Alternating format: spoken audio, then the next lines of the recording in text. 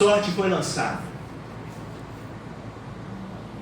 Esse dia que Amã jogou sorte, chamado de Pu, ficou conhecido pelos judeus agora pelo dia do Purim, que é festejado todo ano pelos judeus. Porque o que intentaram contra eles aconteceu ao contrário. Então, um dia marcado por Amã para que os judeus fossem exterminados no dia 13 do 12, que seguia março de 473 a.C., era o 12º ano do reino de Xerxes. O decreto recebeu um selo do rei. Mensageiros partiram para as 127 províncias. E de repente, milhares de famílias judaicas receberam uma notícia terrível. Vocês têm um dia marcado para morrer. A forca estava sendo construída. Amã já havia decidido quem morreria nessa forca. Você sabe quem foi preparada essa forca? Para Mardoqueu, um judeu, primo de Esther. Enquanto a forca era preparada em Suzã, já existia esse decreto nacional para as 127 províncias. O dia aonde os judeus seriam exterminados. Havia inimigos esperando aquele dia chegar. Tudo indicava que seria o fim dos judeus. O fim dos judeus. Nós iniciamos essa mensagem dizendo que Hitler tentou acabar com os judeus. Parece que muitas vezes a história cíclica de que um povo querendo destruir os judeus. Até nos dias de hoje, as fronteiras de Israel, se não fosse o domo que tem lá de proteção, Israel já estaria destruído. Se não fosse Deus guerreando por Israel, eles já teriam sido destruídos. E todos seus inimigos esperavam esse dia para exterminar com os judeus.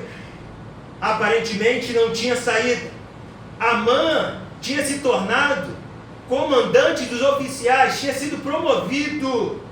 Agora ele com a prerrogativa especial, aonde dizia que todos deveriam se curvar diante dele. Quem passasse, os funcionários da porta real, que trabalhavam na corte real, deveriam se curvar diante de Amã. Ele é o comandante dos oficiais, está acima deles. E todos se curvavam, menos o judeu Mardoqueu. E Amã começou a perceber isso, que ele não se prostrava. Os amigos de Mardoqueu tentavam aconselhar a ele: porque você não se prostra? Você deve prejudicar o nosso trabalho aqui na porta real. É melhor você se prostrar. E insistiam com ele, perguntando por quê. Mardoqueu, por que você não se curva? Por que você insiste em desobedecer a ordem do rei? Então, seus colegas de trabalho foram avisar Amã que ele não estava se prostrando. Amã já estava percebendo isso, mas agora estava sendo pressionado. O que ele vai fazer? Então, ele disse e declarou por que não se prostrava. Ele dizia: porque sou judeu. Eu, judeu, ele dizia. uma identidade. Ele sabia quem ele era. Ser judeu era carregar uma história de resistência, esperança e sobrevivência. Sobreviveram ao Egito, sobreviveram ao Mar Vermelho que se abriu, sobreviveram ao deserto 40 anos, venceram os amalequitas, os filisteus, venceram os midianitas, sobreviveram ao cativeiro, sobreviveram aos impérios da Assíria, da Babilônia, do Império Medo-Persa, sobreviveram ao Império Grego, ao Império Romano, e estão sobrevivendo até os dias de hoje.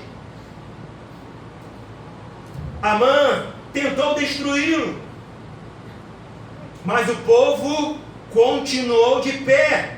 Quando o judeu Mardoqueu disse: eu sou judeu, eu. Ouviu o eco dele falando? Eu sou judeu, eu. Ele dizia: eu tenho uma identidade. Eu sou alguém. Eu tenho princípios, eu tenho valores. Ser judeu, naquele contexto, não era apenas pertencer a uma etnia, era carregar uma identidade, uma história, uma aliança com Deus. Trazendo para os nossos dias de hoje, quando te perguntassem quem você é, você diria o quê? Sou cristão, ão.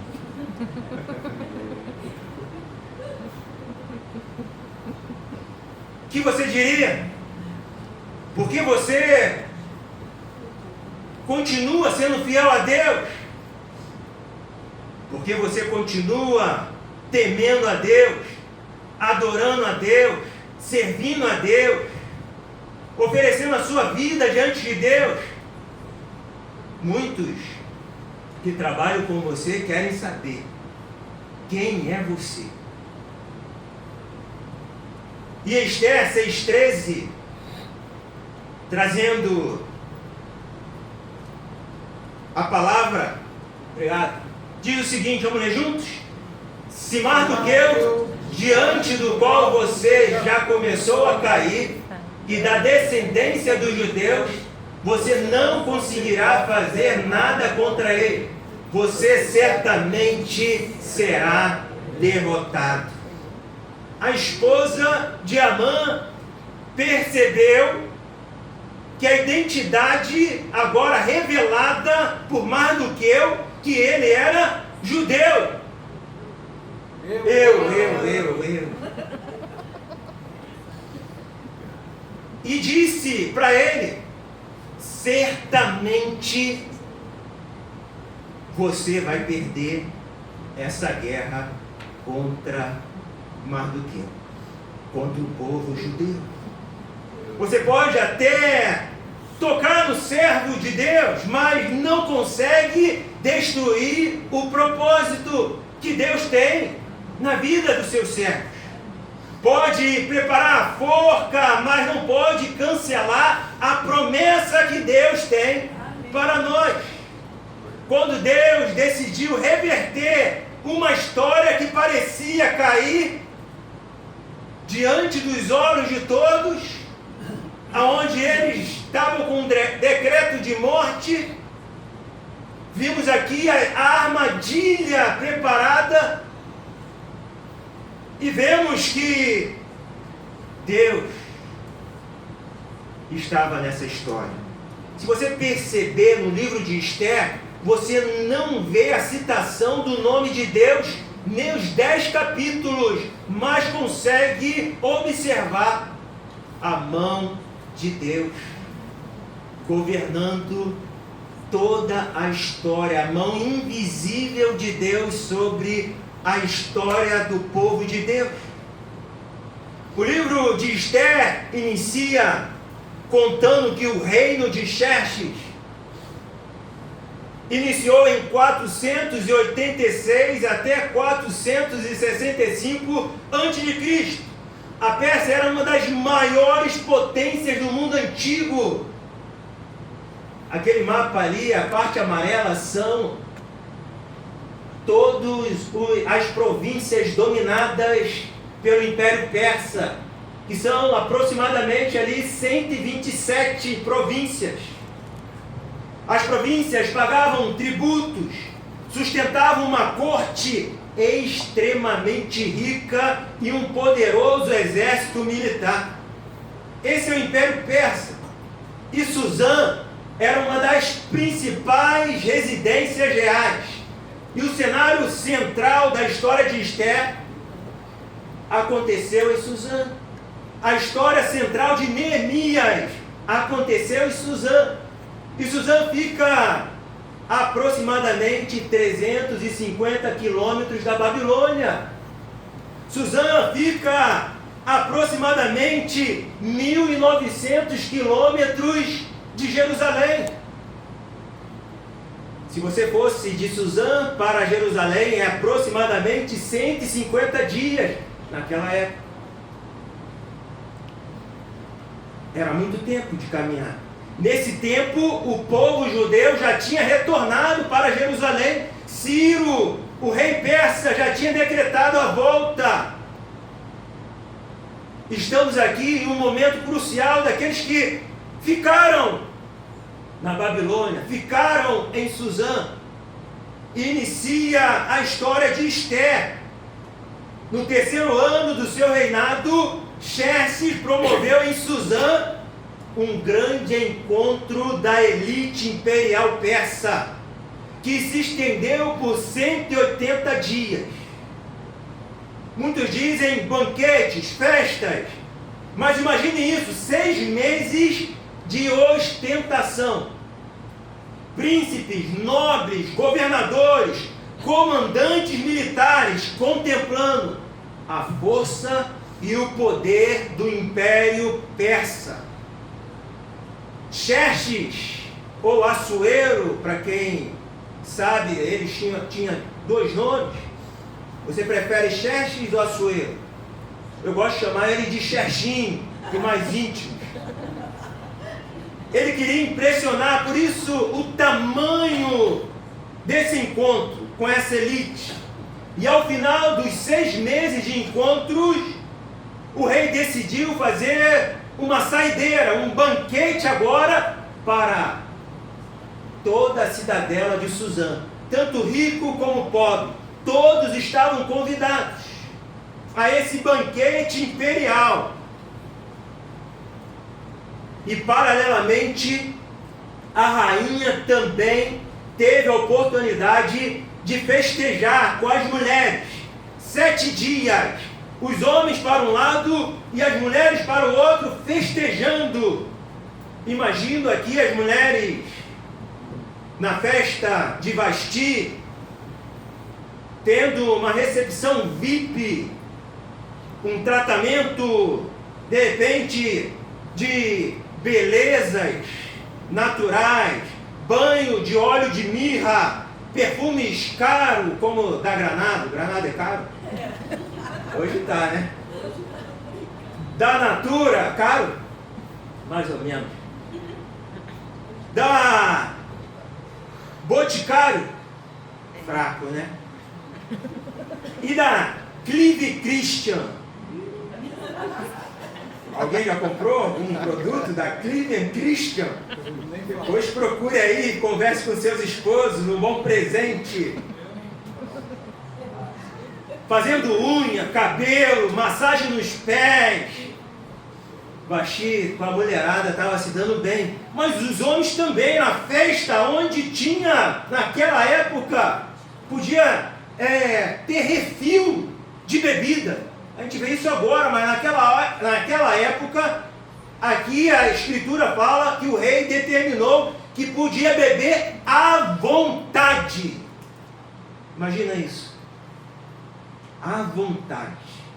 E diz a história que no 7º dia de festa, O rei Xerxes já tinha apresentado tudo, 180 dias, conversas informais, reuniões, de repente desfiles militares, de repente até alguma programação de esportes, de luta, porque 180 dias é muito tempo. E agora nos 7 dias, há essa grande festa.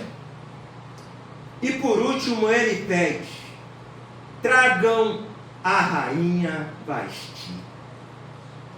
E ela estava lá, naquele bem bom com as mulheres. Enviaram os 7 eunucos do rei. Tragam a rainha. Esses 7 eunucos devem ter, com muita honra, se aproximado da rainha, com todo o protocolo, conversado com ela, o rei te chama. E ela disse, não vou. Quando ela falou isso, os homens entraram em pânico na festa.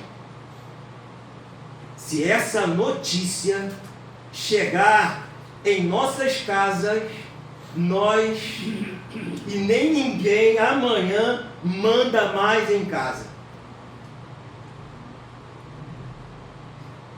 Os homens ficaram preocupados. Vasti agora está levantando um movimento aonde elas estão mandando tudo. Movimento feminista, será que já iniciou nessa época? E os conselheiros do rei se aproximaram, isso não pode ficar assim. A rainha tem que ser deposta.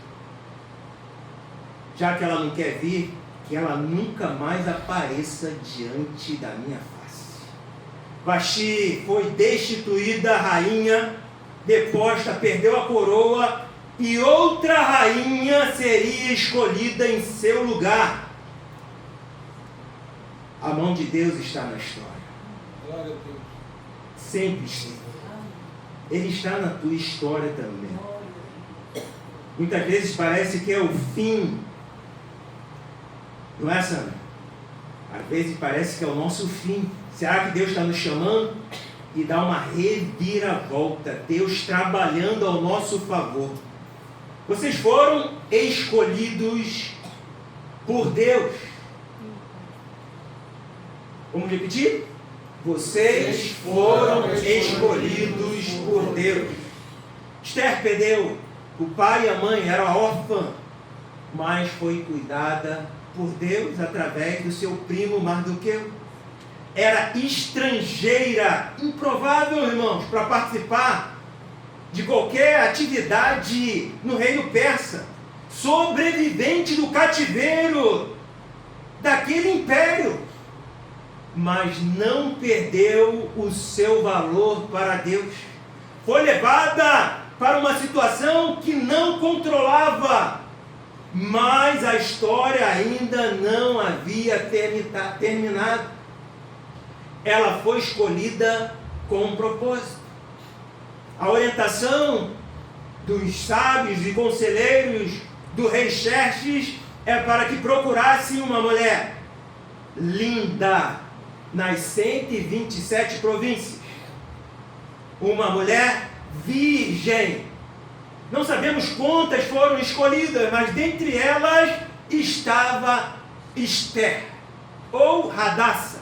Qual que você prefere? Esther era um nome persa, que significa estrela. Hadassah era murta, hebraico. É uma planta que existe ainda em Israel. Então essa situação estava declarada, precisava-se de uma rainha, mas isso não foi rápido. Passaram-se aproximadamente 4 anos, irmão. Teve guerras contra a Grécia, e no final dessas guerras trouxeram-se mulheres para que fossem até o rei. Mas isso também não foi rápido. Elas passaram por 12 meses de treinamento. Imagina isso. E mais 6 meses de tratamentos especiais.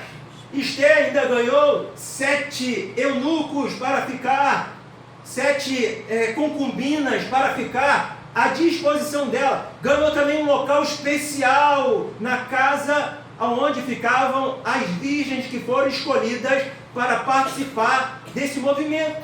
Não foi algo voluntário, foi obrigatório. Aquelas mulheres nunca mais voltaram para casa.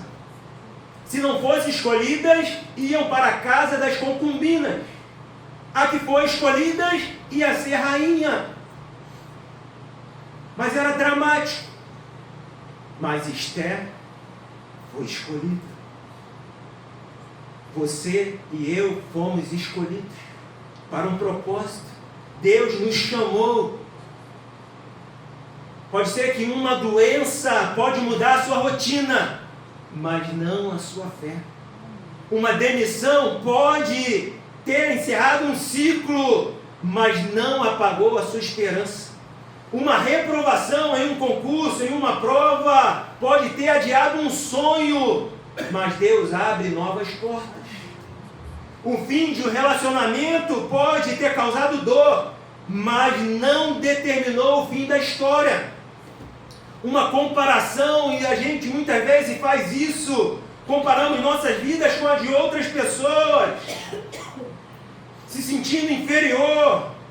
Mas não se esqueça, Deus tem uma história, um chamado e um propósito diferente para cada um de nós. Eu estava vendo um filme esse mês e é chamado esse filme O Jovem Washington. Alguém já viu? E o governador Robert de Windsor olhou para o jovem George Washington, que se tornou depois o primeiro presidente dos Estados Unidos, e disse: você venceu porque resistiu. Para a maioria, o fracasso é o fim. Para você, parece ser apenas o começo. Bonito isso, né?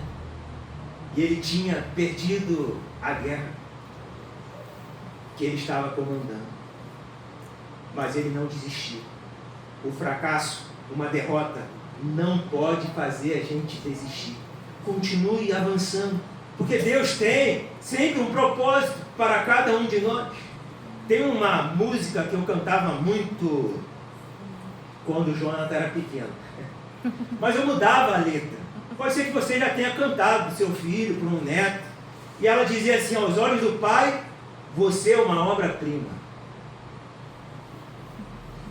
Que Ele planejou com as suas próprias mãos, pintou a cor de sua pele, os seus cabelos, desenhou cada detalhe num toque de amor. Aí eu mudava: você é lindo demais, Jonathan. Ele era bebezinho. Depois eu nunca mais cantei essa música. Você pode ter cantado para sua filha: você é linda demais, perfeito aos olhos do Pai. Alguém igual a você não vi jamais. Príncipe, lindo demais. Mas a letra é princesa, né? Perfeito aos olhos do Pai. Alguém igual a você não vi jamais. Nunca deixe alguém dizer que não é querida ou querido. Antes de você nascer, Deus sonhou com você. Que letra linda. Eu cantava, Léo, para o Jonathan. Ele era bebê, depois não cantei mais, ele nem lembra. De repente tem uma vaga lembrança no seu inconsciente. Tem uma outra música que diz também assim. Vocês conhecem? Vamos cantar juntos? Vamos ver se vocês estão afiados. Quero que valorize o que você tem. Você é um ser, você é alguém tão importante para Deus. Nada de ficar sofrendo angústia e dor nesse seu complexo inferior, dizendo às vezes que não é ninguém. Eu venho falar do valor que você tem. Eu venho falar do valor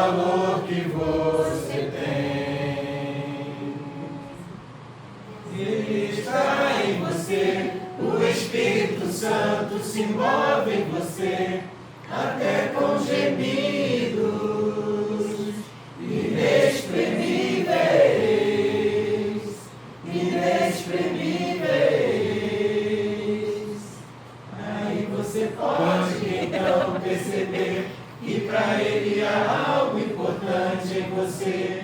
Por isso levante e cante, exalte ao Senhor. Aponta para alguém. Você tem valor, o Espírito Santo se move em você. Você tem valor, o Espírito Santo se move em você. Fomos escolhidos para o propósito. A rainha Esther foi escolhida por um propósito. Deus te escolheu. Ele te amou. Ele morreu por nós. Isso é lindo demais. Entre muitas outras jovens que foram levadas ao palácio de Suzã, Esther venceu, caiu na graça, no favor de Deus, e ela foi escolhida pelo rei Xerxes. Foi realmente algo que Deus fez. Em Esther 2:17 diz o seguinte, vamos ler juntos? O rei amou Esther mais do que todas as outras mulheres, e ela alcançou favor e aprovação diante dele, mais do que todas as outras virgens. Ele pôs a coroa real na cabeça dela e a fez rainha em lugar de Vasti. Ela é a rainha. Na Bíblia, é a única rainha de um rei estrangeiro, uma judia, que Deus levantou por um propósito. E ela iniciou o seu governo agora, depois de 5 anos de Xerxes sem a rainha, sem uma rainha. Ela agora começa a governar como rainha da Pérsia.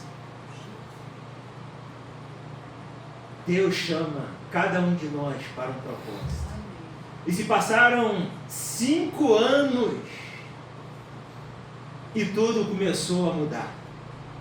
No capítulo 3 inicia Amã sendo promovido a comandante dos oficiais. E tudo começa a mudar no reino que estava tudo tranquilo. Porém, agora, o ódio que Amã tem pelos judeus vai aumentando cada vez mais. Nós vimos, foi preparado um decreto real para matar os judeus. Imagina isso. Agora, a gente percebe que há um decreto para matar os judeus. E como isso aconteceu? A gente percebe que Amã vai agora à presença do rei e pede, falando que os judeus são desobedientes, que os judeus têm outras leis, que os judeus não seguem os costumes da Pérsia, e oferecem aos tesouros reais 10.000 talentos para o rei Xerxes. Sabe quanto é isso? É muito valor. É aproximadamente 60 milhões de denários naquela época. Um denário é um dia de trabalho, é uma quantia enorme. E o rei aceita esse decreto, entrega o seu anel sinete. Agora Amã, além de ser um dos comandantes, tem um anel sinete que significa muito poder naquela região. É o braço direito agora do rei Xerxes. E ele começa agora a provocar cada vez mais para esse dia chegar logo. Mas esse Amã, quando percebe que Mardoqueu não se prostra a ele, quer antecipar esse dia e constrói uma forca para ele. Mas antes disso, do decreto estar em vigor, há um clamor em todas as províncias aonde tem judeu. Os judeus começam a chorar, a lamentar, colocar roupa de saco, cinza na cabeça. Eles estão apavorados pelo decreto que Amã fez com o rei. Imagina, os dois estão tranquilos, comendo e bebendo na mesa do rei, enquanto o decreto está indo por via mensageiros às 127 províncias. Então Mardoqueu, apavorado, com medo, rasga as suas roupas e vai até aonde ele trabalha, no portão real, mas não entra. A rainha fica sabendo, todo mundo fica sabendo da situação de Mardoqueu. Esther não está sabendo ainda porque ele está assim, quer saber o motivo. Envia seu eunuco com roupas para ele se vestir. Ele diz: não, vou me vestir. Chegou a tua hora, Esther. Envia recado agora para Esther, que é o momento dela se levantar. Ou ela pensa, por estar como rainha, ela não vai ser morta. Diga a ela que há um decreto real para matar os judeus. No 13º dia do 12º mês, do 12º ano de Xerxes, vai haver um extermínio dos judeus. E pode ser que Deus, pode ser Esther, ele não falou Deus, que Deus não aparece no livro de Esther, mas eu conjecturo, pode ser Esther, que você está nesse palácio por esse motivo. É hora de levantar. E ela se levanta, ela coloca diante das suas concubinas, diante de todos que estão perto dela, decreta um jejum de 3 dias. E começa a orar. Porque ela tem um mês que não é chamada pelo rei Xerxes. E ao contrário de Vasti, que disse que não iria, Esther também não pode ir sem ser chamada. É motivo de morte. E por isso ela está apreensiva. E começa a orar, jejuar. Não tem a palavra oração também, mas é um jejum. E eu penso que ela estava inclinada a pedir um favor a Deus, que Deus podia mudar essa situação. Então, ela vai até o rei, depois desses 3 dias. E se o rei, com o seu cetro real, colocasse para baixo, significa rainha mais uma deposta. Não sabemos o que aconteceu com Vasti, mas ela sumiu do mapa. Não sabemos se Esther, nesse momento, fosse reprovada, seria também removida do rei. Mas ela vai com fé. E o rei estende o seu cetro e diga: entre, rainha. Diga o que você quer. Até metade do meu reino te darei. Diga o que você quer. E ela: eu quero fazer um banquete para você e Amã. E aí eu conto o que eu quero.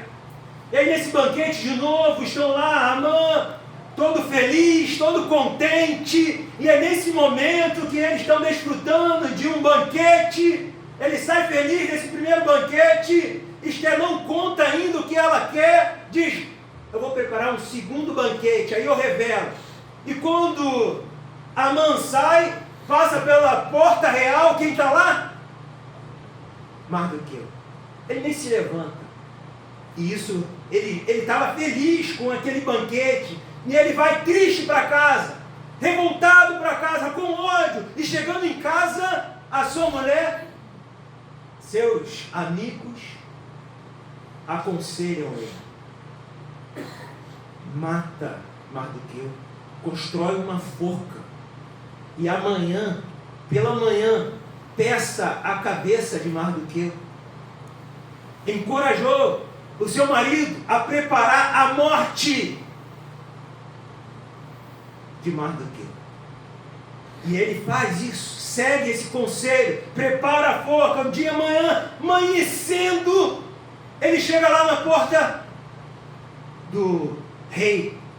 Mas naquele dia anterior aconteceu algo inexplicável. O rei teve insônia, não dormiu. Então ele pediu para que trouxesse o livro dos feitos memoráveis da Pérsia e pediu para um conselheiro ler para ele. E quando ele começou a ler, ele viu escrito que Mardoqueu tinha avisado sobre uma conspiração de Bigtã e Teres, 2 eunucos